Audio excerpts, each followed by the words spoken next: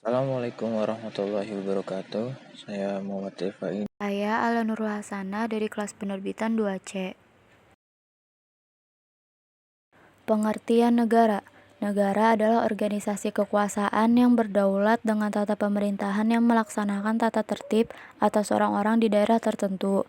Negara juga merupakan suatu wilayah yang memiliki suatu sistem atau aturan yang berlaku bagi semua individu di wilayah tersebut dan berdiri secara independen. Syarat primer sebuah negara adalah memiliki rakyat, memiliki wilayah, dan memiliki pemerintah yang berdaulat. Sedangkan syarat sekundernya adalah mendapat pengakuan dari negara lain. Menurut istilah lain, negara merupakan organisasi masyarakat tertinggi yang memiliki teritorial dan kekuasaan untuk mengatur dan memelihara rakyatnya di bawah perundang-undangan hukum.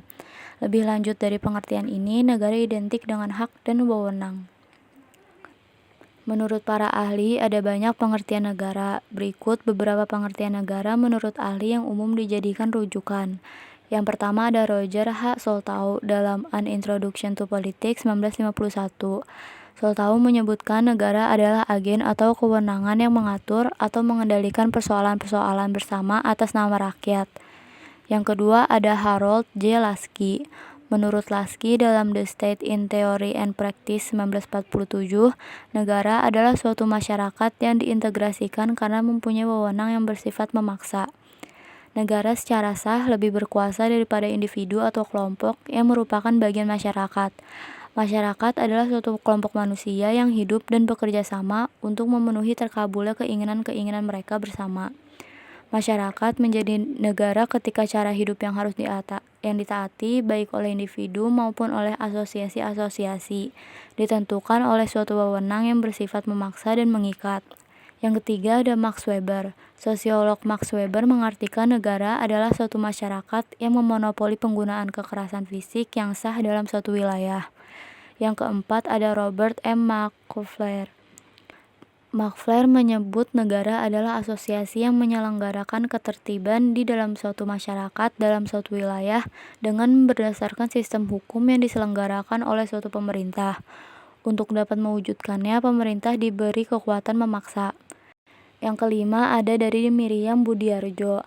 Ahli ilmu politik Miriam Budiarjo dalam Dasar-Dasar Ilmu Politik 2007 merangkum definisi negara yaitu negara adalah suatu daerah teritorial yang rakyatnya diperintah oleh sejumlah pejabat dan yang berhasil menuntut dari warga negaranya ketaatan pada peraturan perundang-undangannya melalui penguasaan monopolistis terhadap kekuasaan yang sah. Tujuan negara. Negara adalah organisasi yang menguasai wilayah dan sekelompok orang di dalamnya. Lebih dari itu, orang-orang dalam suatu negara dipersatukan dalam tujuan bersama. Di Indonesia, para pendiri bangsa atau founding fathers telah menyepakati tujuan bersama yang termaktub dalam pembukaan Undang-Undang Dasar 1945. Tujuan negara Republik Indonesia tertuang secara jelas pada pembukaan Undang-Undang Dasar 1945 di alinea 4, di mana yang berbunyi melindungi segenap bangsa Indonesia dan seluruh tumpah darah Indonesia, memajukan kesejahteraan umum, mencerdaskan kehidupan bangsa, melaksanakan ketertiban dunia yang berdasarkan kemerdekaan, perdamaian abadi, dan keadilan sosial. Sehingga bisa diartikan tujuan negara Republik Indonesia yaitu tujuan perlindungan, kesejahteraan, pencerdasan, dan perdamaian. Untuk dipahami setiap negara pasti memiliki tujuan untuk berdiri. Tujuan inilah yang nantinya menjadi sebuah pedoman dalam menyusun serta mengendalikan alat perlengkapan negara. Selain itu, juga untuk mengatur kehidupan warga negaranya. Begitulah pula dengan Indonesia. Tujuan negara Republik Indonesia yakni yang pertama, melindungi segenap bangsa Indonesia dan seluruh tumpah darah.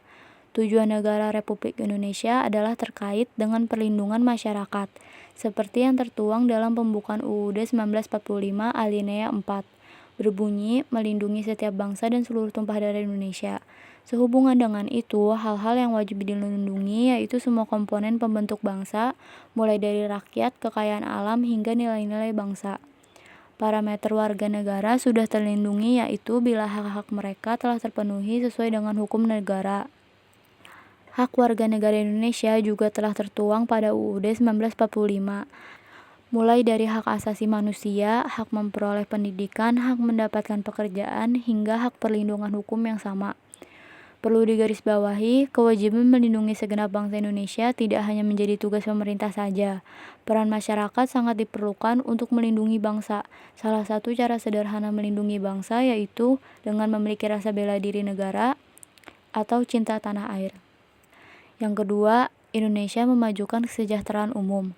Tujuan negara Republik Indonesia yang kedua yakni terkait dengan kesejahteraan masyarakat. Hal ini sesuai dengan pembukaan UUD 1945 pada alinea 4 yang berbunyi memajukan kesejahteraan umum. Parameter tujuan ini memiliki 3 unsur yang menjadi syarat paling minimal serta subjektif. Bila ketiga unsur ini terpenuhi, maka bisa dikatakan masyarakat sejahtera. Ketiga unsur ini berupa sandang yaitu pakaian, pangan yaitu makan, dan papan yaitu tempat tinggal. Kesejahteraan umum tidak hanya mencakup tentang ekonomi dan materi saja. Kesejahteraan lahir dan batin juga perlu diperhatikan. Kesejahteraan ini misalnya seperti gotong royong, saling menghormati, terciptanya rasa aman, serta menghargai hak dan kewajiban masing-masing individu. Selain itu juga masyarakat yang makmur, adil, serta setara.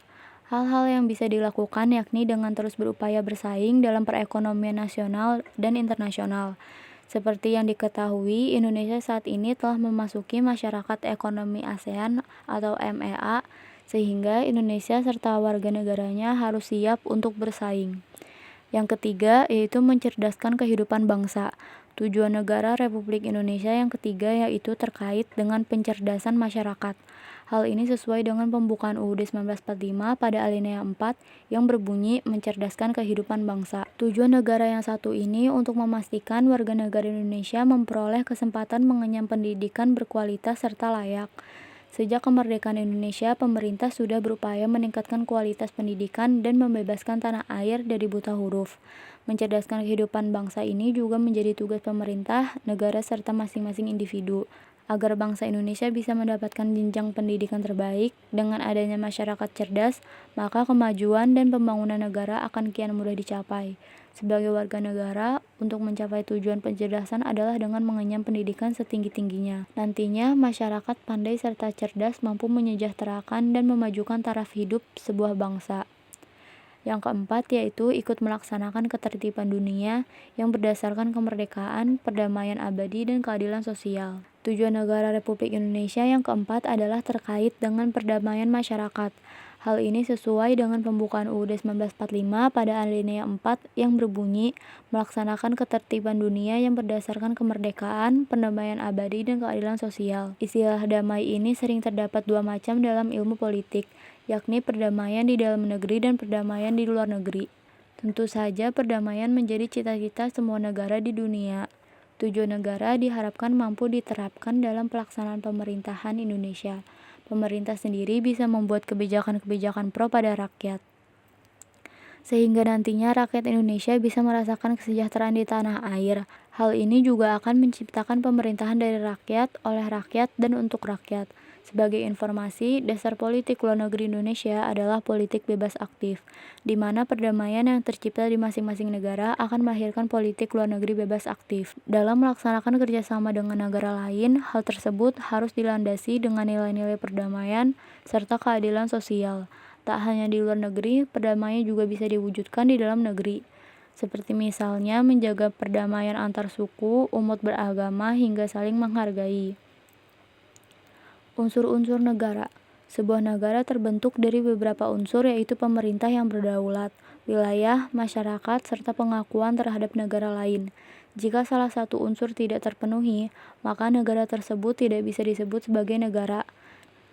Dalam ringkasan Konvensi Montevideo 1993 mengatakan bahwa negara selaku sebuah pribadi hukum internasional yang harusnya mempunyai pembagian-pembagian yaitu sebagai berikut. Yang pertama, penduduk yang menetap. Yang kedua, memiliki wilayah tertentu. Yang ketiga, sebuah pemerintahan. Serta yang keempat, keahlian untuk bersosialisasi dengan negara-negara lainnya. Pendapat McIver dalam bukunya yang berjudul Encyclopedia of Government and Politics yang ditulis oleh Meriha serta Maurice K. 1992, sebuah negara harus memiliki 3 unsur pokok, ialah pemerintahan, rakyat atau komunitas, serta mendiami wilayah tertentu. Ketiga unsur di atas menurut Mahfud MD sesuai yang tertulis dalam buku yang berjudul Menegakkan Keadilan dan Kemanusiaan yang ditulis oleh Mansur Fakih, termasuk dalam unsur konstitutif. Ketiga unsur tersebut perlu dibarengi oleh unsur yang lainnya, misalkan pengakuan dari dunia internasional serta terdapatnya konstitutif yang menurut Mahfud sering dikenal dengan unsur deklaratif. Unsur konstitutif negara. Unsur konstitutif ialah unsur pembentuk yang menjadi unsur mutlak. Unsur yang wajib ada sebagai terbentuknya negara. Sebuah negara akan mengalami kesusahan untuk melaksanakan penyelenggaraan kehidupannya apabila masih mempunyai kesulitan dalam salah satu dari unsur konstitutifnya. Unsur konstitutif negara ialah unsur yang menjadi penentu ada atau tidaknya sebuah negara. Dengan tidak terdapatnya salah satu unsur berakibat tidak terdapatnya sebuah negara. Seperti negara Palestina masih memiliki masalah yang berhubungan dengan wilayah negara. Wilayahnya sedang mengalami sengketa dengan negara Israel, walaupun Palestina sudah mempunyai rakyat serta pemerintahan. Ada juga bangsa Eskimo yang hidup di kutub utara tidak mampu disebut sebagai negara karena tidak mempunyai pemerintahan. Unsur konstitutif negara meliputi yang pertama yaitu wilayah tertentu, yang kedua penduduk yang menetap, yang ketiga pemerintah yang berdaulat. Unsur konstitutif negara meliputi yang pertama wilayah tertentu. Wilayah dalam suatu negara ialah unsur yang wajib ada, sebab tidak mungkin sebuah negara tidak memiliki batas-batas teritorial yang jelas. Secara prinsipal, wilayah dalam suatu negara biasanya meliputi daratan atau wilayah darat, udara atau wilayah udara, serta perairan atau wilayah perairan atau lautan. Daratan atau wilayah darat dalam sebuah negara dibatasi pada wilayah darat atau laut, perairan, dari negara lain. Perbatasan wilayah suatu negara biasanya ditetapkan berlandaskan pada perjanjian. Perjanjian internasional yang telah disepakati oleh dua negara disebut dengan istilah perjanjian bilateral, sedangkan perjanjian yang telah disepakati oleh banyak negara biasanya disebut dengan istilah perjanjian multilateral. Perbatasan antara dua negara bisa meliputi perbatasan alam, misalnya sungai, danau, lembah, ataupun pegunungan. Perbatasan buatan misalnya pagar kawar, tiang tembok, serta pagar tembok. Perbatasan ilmu yaitu dengan memanfaatkan garis lintang serta garis bujur yang terdapat di peta bumi. Perairan atau wilayah laut sebagai komponen atau terlihat wilayah satu negara disebut dengan perairan teritorial dari negara yang terlihat. Laut teritorial merupakan wilayah lautan yang memiliki batas 12 mil yang berasal dari titik ujung paling luar pulau-pulau di negara Indonesia. Ketika pasang surut ke sisi laut, lautan yang terdapat di luar perairan teritorial biasanya dikenal dengan lautan bebas atau mare liberum. Dikenal dengan lautan bebas disebabkan oleh wilayah perairan ini tidak termuat dalam wilayah kekuasaan sebuah negara, yang menyebabkan bebas untuk dimanfaatkan oleh siapapun. Udara yang terdapat di wilayah daratan serta perairan teritorial sebuah negara adalah komponen di wilayah udara suatu negara. Berhubungan dengan batas ketinggian suatu wilayah negara tidak mempunyai batasan yang secara pasti. Yang terpenting adalah negara tersebut mampu mempertahankannya. Yang kedua, ada penduduk yang menetap. Penduduk ialah segolongan orang yang menempati suatu daerah tertentu dengan jangka waktu tertentu sesuai yang telah ditetapkan di dalam undang-undang. Setiap negara memiliki penduduk serta kekuasaan negara yang meliputi sebuah penduduk yang terdapat di wilayahnya. Penduduk yang terdapat di sebuah negara memiliki beberapa ciri yang menjadi kekhasan mereka yang dapat membedakan antar penduduk ataupun bangsa lainnya, seperti masalah kebudayaannya, nilai politik, ataupun identitas nasionalnya. Menurut Austin Rene, penduduk sebuah negara dikategorikan menjadi dua, yaitu antara lain warga negara serta orang asing atau warga negara asing. Warga negara ialah orang-orang yang mempunyai kedudukan secara resmi menjadi anggota penuh di dalam sebuah negara. Mereka menyerahkan kesetiaannya terhadap negara tersebut, memperoleh perlindungan dari negara tersebut, dan memperoleh hak dalam mengikuti kegiatan politik negara. Sedangkan orang asing ialah orang-orang yang akan bertempat tinggal di sebuah negara tertentu, baik itu sementara ataupun menetap, namun bukan memiliki kedudukan sebagai warga negara. Mereka ialah warga negara dari negara lain yang memiliki izin dari pemerintah untuk menempati suatu wilayah di dalam negara yang bersangkutan. Perbedaan lainnya adalah seorang warga negara memiliki ikatan yang tidak akan terputus terhadap negaranya selama ia tidak berganti kewarganegaraan atau memutuskannya, walaupun ia telah tinggal lama di negara lain. Sedangkan orang asing sekedar memiliki ikatan dengan negara yang ditempati dan akan terputus ketika ia kembali ke negara asalnya. Yang ketiga, ada pemerintah yang berdaulat. Pemerintah merupakan sarana kelengkapan negara yang memiliki tugas untuk memimpin badan negara agar tercapai tujuan dari sebuah negara. Oleh sebab itu, pemerintah kadang-kadang menjadi personifikasi suatu negara. Pemerintah melakukan penegakan terhadap hukum serta membenahi kekacauan, melakukan perdamaian serta meluruskan kepentingan yang melenceng. Pemerintah melakukan penegakan terhadap hukum serta membenahi kekacauan, melakukan perdamaian serta meluruskan kepentingan yang melenceng. Pemerintah yang melakukan penetapan, menyatakan serta menjalankan keinginan-keinginan setiap masyarakat yang termasuk dalam badan politik tersebut. Yang dimasuk adalah negara. Pemerintah merupakan lembaga yang melakukan pengaturan terhadap masalah sehari-hari serta melaksanakan kepentingan-kepentingan bersama. Pemerintah menjalankan tujuan-tujuan negara serta melaksanakan fungsi-fungsi demi kesejahteraan bersama. Pemerintah sebuah negara memiliki kekuasaan keluar serta ke dalam. Kekuasaan keluar maksudnya ialah pemerintah memiliki kuasa secara bebas, tidak terikat serta tidak tunduk terhadap kedaulatan lainnya, memiliki jabatan yang sama dengan negara lainnya, sehingga memiliki kebebasan tanpa ada campur tangan dari negara lain. Berkuasa ke dalam maksudnya adalah pemerintah mempunyai kekuasaan tertinggi untuk mengatur badan negara sesuai peraturan perundang-undangan. Unsur deklaratif negara. Unsur deklaratif ialah unsur yang bentuknya pernyataan serta hanya sebagai pelengkap dari unsur konstitutif. Walaupun unsur deklaratif tidak termasuk unsur pembentuk konstitutif, dalam tata peraturan internasional unsur deklaratif ini sangat diperlukan. Sebuah negara yang baru merdeka perlu memiliki unsur deklaratif. Yang terpenting adalah adanya pengakuan dari negara lainnya. Unsur-unsur deklaratif mencakup terdapatnya tujuan negara, konstitusi, adanya pengakuan terhadap negara lain yaitu secara de jure ataupun secara de facto, serta negara tersebut masuk dalam perhimpunan dalam bangsa seperti PBB. Pengakuan atau recognition pada sebuah negara ialah aktivitas yang bersifat bebas dari satu ataupun lebih negara agar memberi pengakuan terhadap eksistensi sebuah negara tertentu yang ditempat tinggali oleh masyarakat manusia yang mana secara politis sudah terorganisir, tidak memiliki kaitan terhadap negara yang sudah terlebih dahulu ada dan bisa melakukan kewajiban-kewajiban sesuai hukum internasional. Dengan perbuatan ini, negara yang sudah memberi pengakuan terhadap negara lain tersebut mampu mengakui keberadaan negara tersebut sebagai negara yang termasuk dalam masyarakat internasional. Pengakuan sebuah negara terhadap negara lain bukan termasuk unsur yang menjadi penentu terhadap sebuah negara, tetapi termasuk dalam unsur yang begitu penting dalam melakukan hubungan antar negara. Tidak terdapat sebuah negara yang mampu menjalani aktivitasnya tanpa bantuan dari negara lain. Dengan adanya alat komunikasi yang semakin berkembang, mampu memudahkan dalam melakukan hubungan dengan negara-negara lainnya. Arti dari pengakuan terhadap negara lain ialah agar menjalin sebuah negara yang baru mampu menempati terdapat yang sama dengan sebuah badan politik yang merdeka serta berdaulat di dalam keluarga bangsa internasional. Dengan itu, negara mampu melakukan hubungan terhadap negara lainnya secara aman serta sempurna. Negara tidak akan merasa khawatir jika jabatannya sebagai kesatuan politik akan merasa terganggu dengan negara yang sudah ada. Pengakuan sebuah negara terhadap keberadaan negara lain dilandaskan oleh banyak pertimbangan. Pertimbangan yang utama ialah negara tersebut sudah memenuhi syarat untuk menjadi sebuah negara.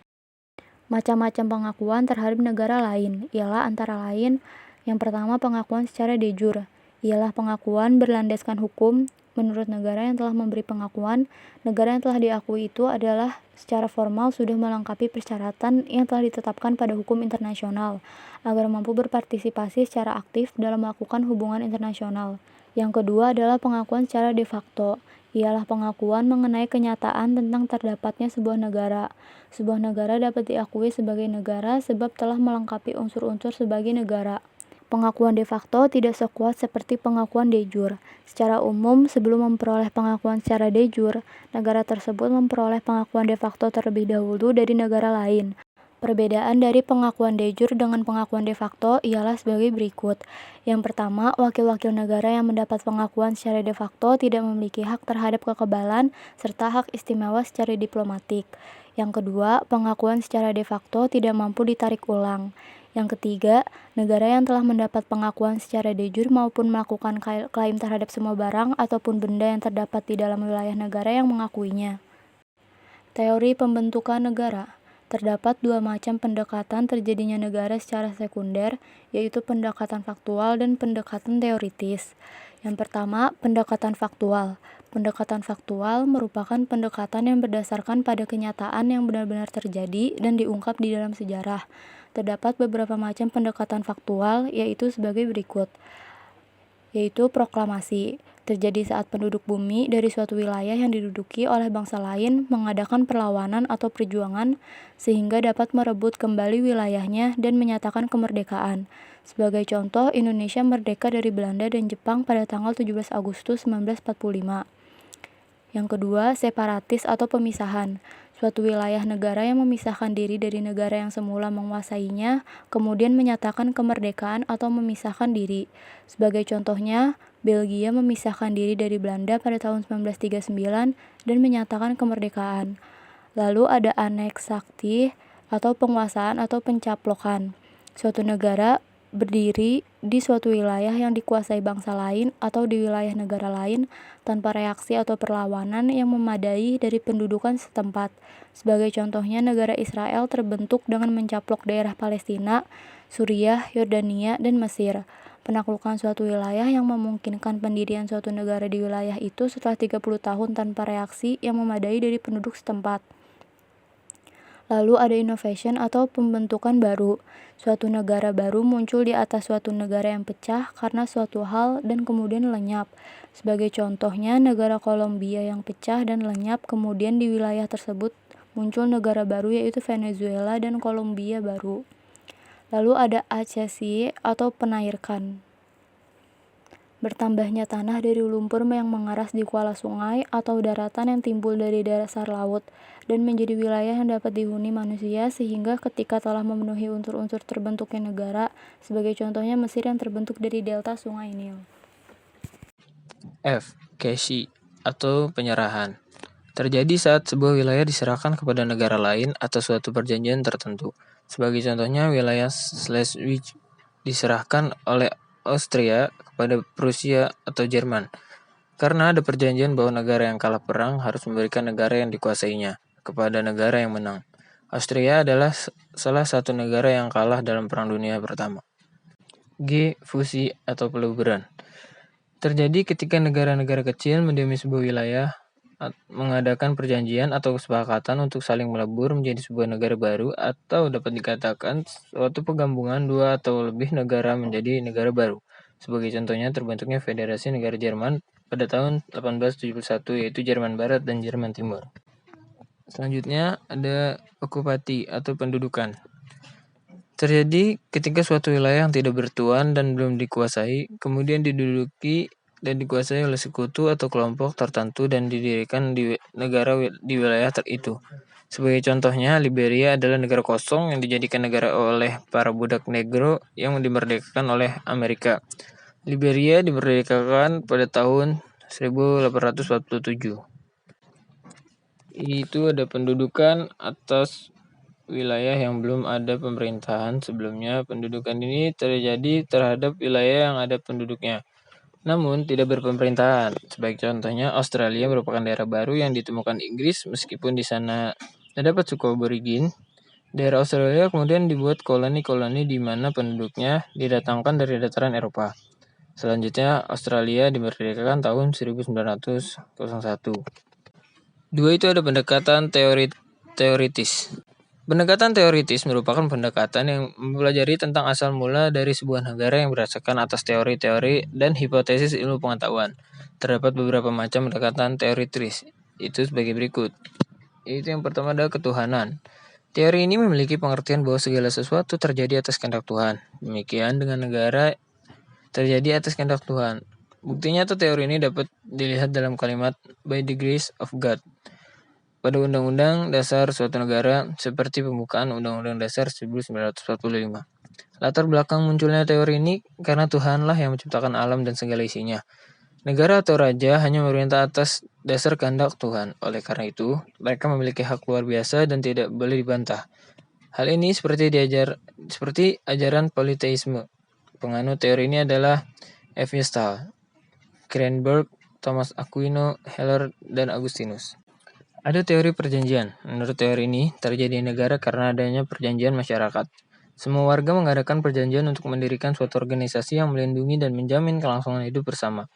Negara terjadi sebagai hasil perjanjian antar manusia atau individu, di mana manusia berada dalam dua keadaan, yaitu dalam keadaan sebelum bernegara dan keadaan setelah bernegara. Negara pada dasarnya adalah wujud perjanjian dari masyarakat sebelum bernegara untuk kemudian menjadi masyarakat bernegara. Menurut teori ini adalah Thomas Hobbes, John Locke, J.J. Rousseau, dan Montesquieu. Selanjutnya ada teori kekuasaan. Teori ini menyatakan bahwa negara terjadi atas dasar kekuasaan. Kekuasaan berarti perjuangan hidup yang terkuat memaksa kemauannya kepada yang lemah.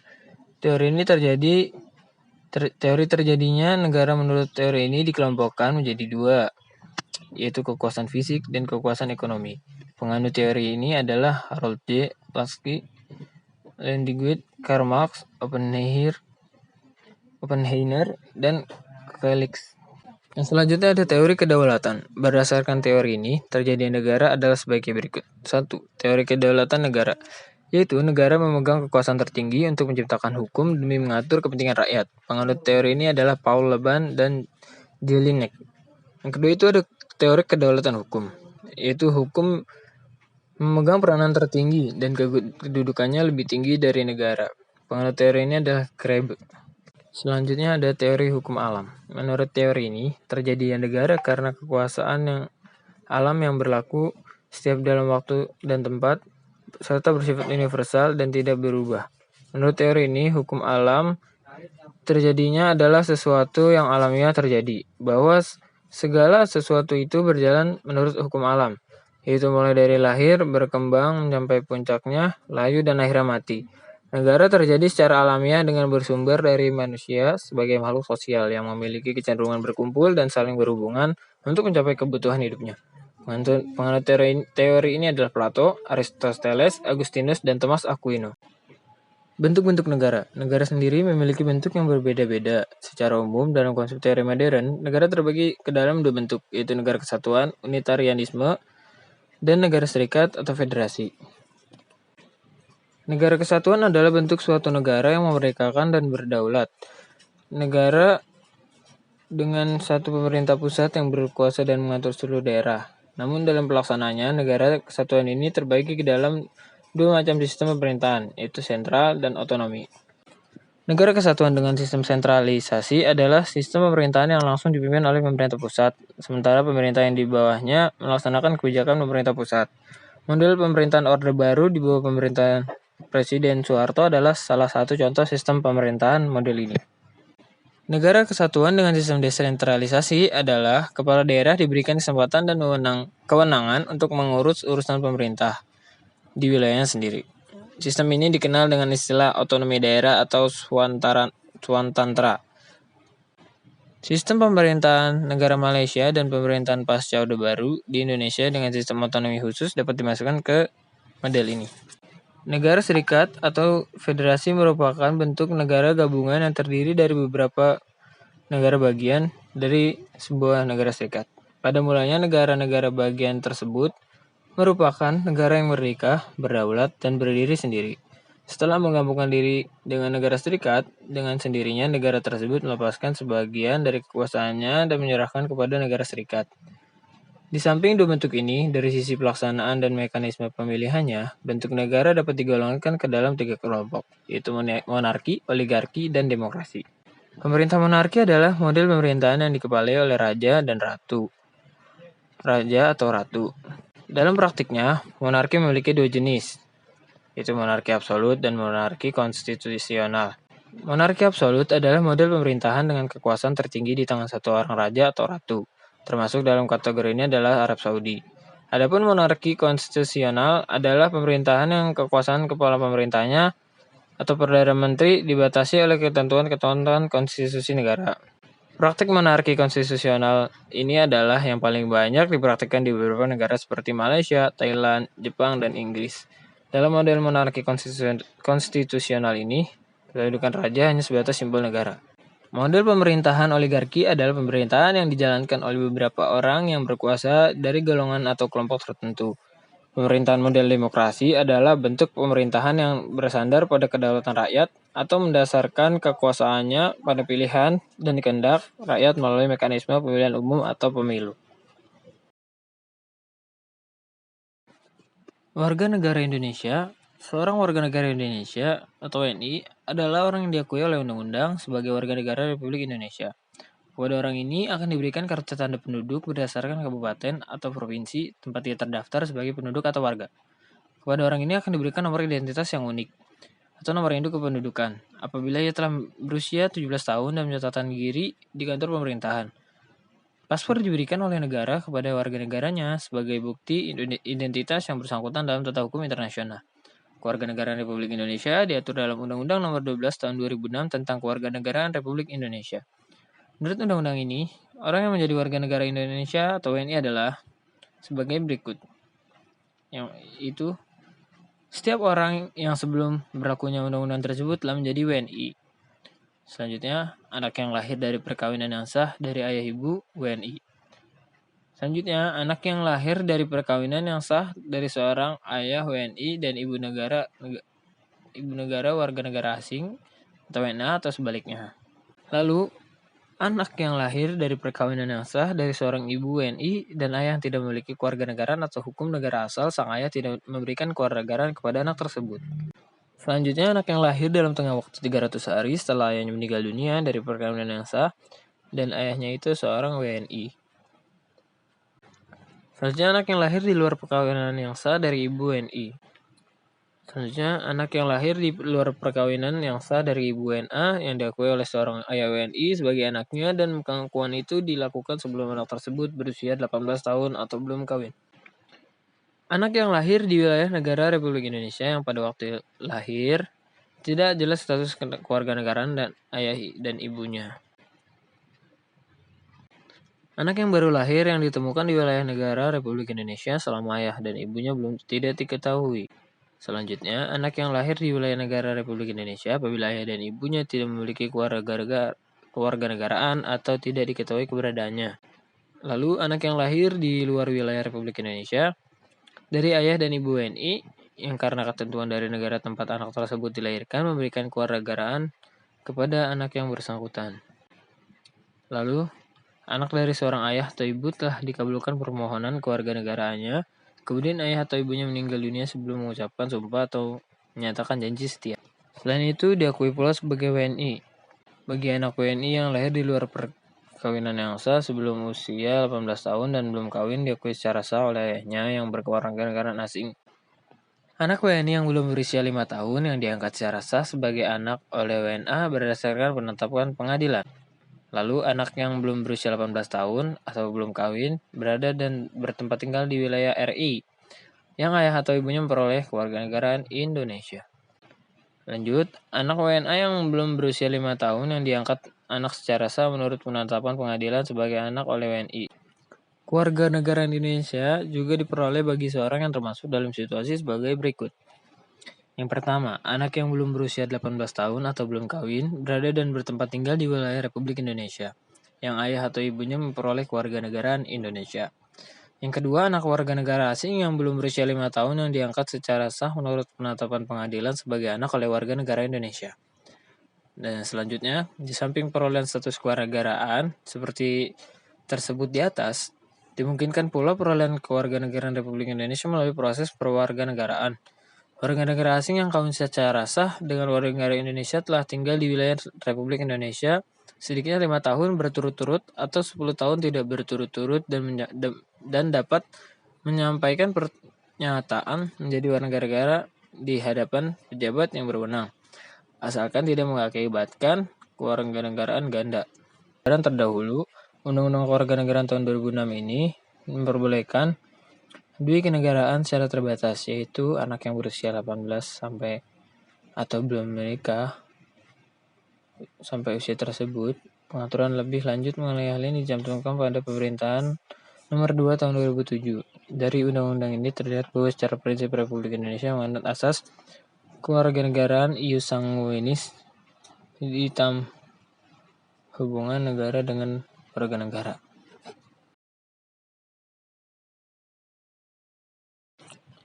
Hubungan negara dan warga negara. Negara harus dapat memenuhi hak warga negaranya, sementara warga negara juga harus menyelesaikan tugas sebagai warga negara yang baik, barulah dapat hak warga negara. Negara memiliki hubungan emosional yang kuat dengan warga negara. Tidak perlu ada pemaksaan atau aturan resmi yang mewajibkan warga negara membela negaranya. Karena hubungan emosional yang kuatlah, warga negara tentunya tidak akan terima bila negaranya mengalami keadaan buruk. Sebut saja kasus pelanggaran batas negara, spontan dan tanpa komando oleh pemerintah. Warga negara Indonesia akan berusaha membela kehormatan negaranya sebisa mungkin. Hanya saja, kadang cara yang digunakan tidak selalu benar dan tidak sesuai dengan keinginan pemerintah.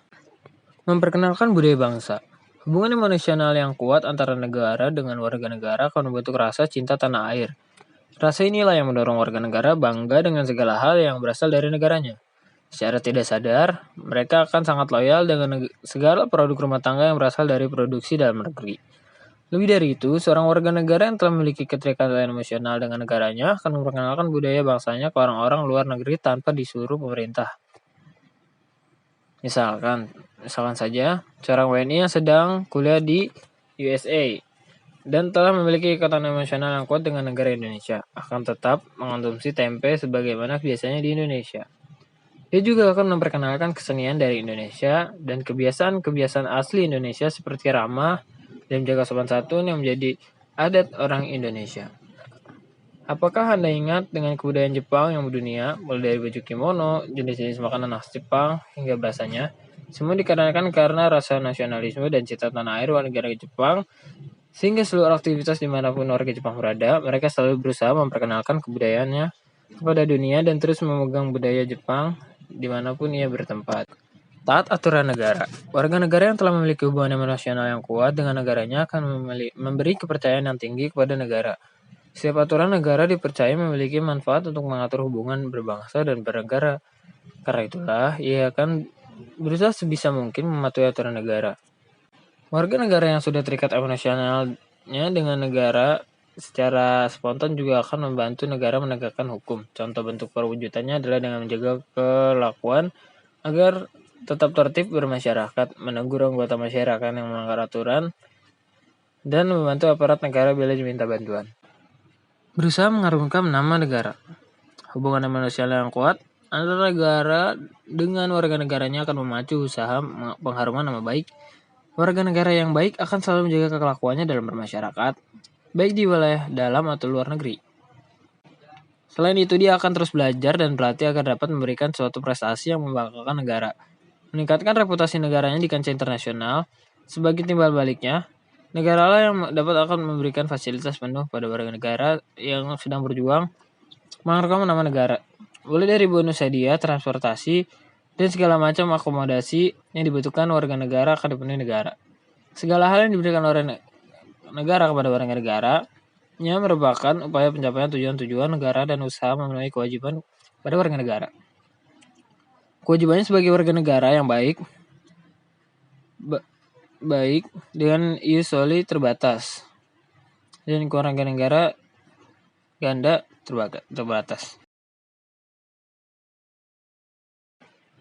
Hubungan agama dan negara. Masalah hubungan agama, negara, dan demokrasi adalah sejarah yang panjang dalam perkembangan ilmu politik. Awal mula sejarahnya terjadi di abad pertengahan Eropa yang kala itu Eropa didominasi oleh agama Kristen dalam kehidupan bernegaranya.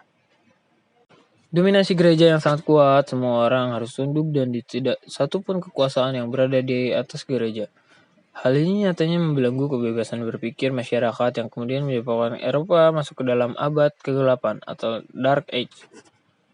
Akhirnya, masyarakat Eropa banyak mengajukan gugatan kepada gereja, karena gereja dinilai tidak menghargai hak-hak masyarakat dan tidak peduli dengan suara masyarakat. Pembaruan kebudayaan di abad pertengahan dimulai pada masa Renaissance. yang menjadi dasar kebudayaan modern. Pada masa ini, kebudayaan mulai diduniakan dan reformasi gereja mulai diawamkan. Mereka yang sekarang menganggap bahwa perubahan terjadi karena manusia yang melakukannya sendiri, seperti ketika mereka di bawah naungan gereja yang menganggap setiap perubahan terjadi karena kehendak Tuhan. Setelah timbul kesadaran akan kemampuan besar manusia ini akal, manusia Eropa meragukan apa yang dinamakan wahyu Tuhan. Mereka pun mulai mengkritik tradisi dan menganggap abad pertengahan sebagai zaman kebodohan. Maka abad pertengahan sangat berbeda dengan abad setelahnya. Abad pertengahan dinilai sebagai abad yang penuh dengan nilai-nilai keagamaan, sedangkan abad setelahnya adalah ilmu pengetahuan di mana semuanya dilakukan atas dasar rasionalitas. Para ahli pun juga menemukan konsep bahwa perlu adanya pemisahan antar agama dan negara agar apa yang terjadi di abad pertengahan Eropa tidak terulang lagi. Dalam Islam memang masih banyak perdebatan antara hubungan agama dan negara. Namun meski begitu, kaum muslimin tetap percaya bahwa Islam adalah agama yang sempurna. Islam bersifat holistik, yang tidak hanya mengurus masalah rohani tetapi juga duniawi. Oleh karena itu, menurut Munawir Syazali terdapat 3 paradigma untuk melihat hubungan antar agama dan negara. Yang pertama adalah paradigma integralistik, yaitu hubungan totalitas bahwa agama dan negara adalah suatu kesatuan yang tidak dapat dipisahkan. Negara adalah lembaga politik dan sekaligus lembaga keagamaan. Yang kedua ada paradigma simbiotis mutualistik. Antara agama dan negara terdapat hubungan yang saling membutuhkan. Agama harus dijalankan dengan baik sebab tanpa agama akan terjadi kekacauan moral dalam beragama dan berpolitik atau bernegara. Jika akhlak dan moral sudah berjalan baik, maka negara akan berjalan baik. Yang ketiga ada paradigma sekuler, yaitu pemisahan antara agama dan negara. Dalam hubungan sekuler, negara adalah hubungan manusia dengan manusia. Sistem norma hukum tidak boleh digabung dengan nilai agama. Dalam pandangan ini bukan berarti agama menginginkan sebuah bentuk lembaga negara yang formal, tetapi yang perlu dipahami adalah adanya nilai-nilai agama yang menjadi dasar semangat dan kebijakan hukum negara.